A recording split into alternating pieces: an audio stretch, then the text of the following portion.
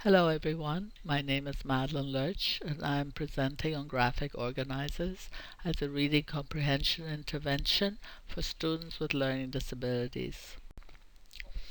Reading and comprehension is often difficult for students with learning disabilities. Making use of graphic organizers can enhance reading comprehension by the use of semantic maps, story maps, and concept maps. Students with learning disabilities have been found to have strong spatial visual abilities, and graphic organizers use visual displays to help with facts, terms, ideas, planning and relationships, and to improve organization and recall of verbal information within a learning task, which enhance reading comprehension. Story maps help students identify characters, plot, and setting in a text. Story and concept maps have been found to improve reading comprehension in students with learning disabilities. Here's a template of a story map that facilitates students' understanding of characters, settings, and the sequential unfolding of a story. Here's the example of a story map filled out with Hansel and Gretel, a popular children's book by the Brothers Grimm, where characters, setting, and the important events in the story are all outlined. Concept diagrams visually present relationships to link ideas, which students with learning disabilities have difficulty doing. Students can create their own concept maps to evaluate their understanding of information. Here's an example of a concept map. Taking the story of Lord of the Flies by William Golding, the student identifies the main idea of the text on the head of the fish and describes the results and associated details related with the main event on the bones of the fish to help them see cause and effect. The most important characters and direct causes are close to the head of the fish, with the names on the diagonal lines. Students are asked to think of each cause for the change of plot and fill in 2 details about each one. You can prompt students with who, what, and why questions and have them write character elements that led to the main events on the 2 horizontal lines associated with each name. And then you can discuss the finished organizer with the students.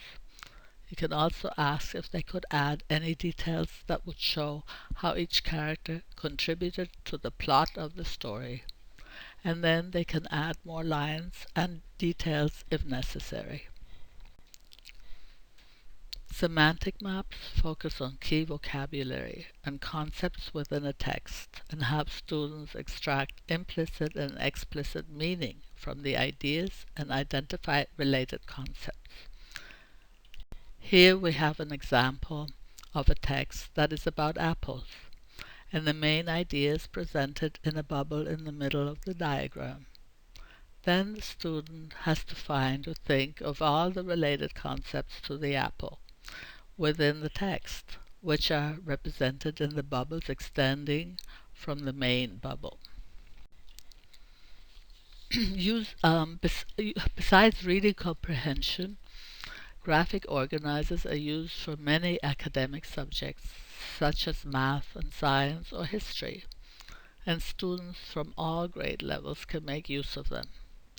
However, studies with positive outcomes focus on upper elementary and secondary grade levels, so we don't really know the outcome for younger students or for university level students. Outcomes of graphic organizers have been found to be positive regardless of who generates them, whether teachers, researchers, or students. However, studies done with student-generated graphic organizers reported to have larger effects. Teachers can explain to students how to use organizers by showing them both how content is organized and how they can construct the visual graphics. They can also model how to use the method, and they can initiate a guided practice in phases. For example, they can have the entire class participate creating a graphic organizer, and then they can divide the class into smaller groups, and students can learn from each other or work on their own and get help when required. And finally, students are ready to practice by themselves. Here are some graphic organizer resources for different age groups that I have found to be helpful. But there's a great deal of information on graphic organizers available on the web that you can look up. I also included references in case you wish to look up some papers about this topic. Thank you for listening, and I hope you found this presentation to be of interest.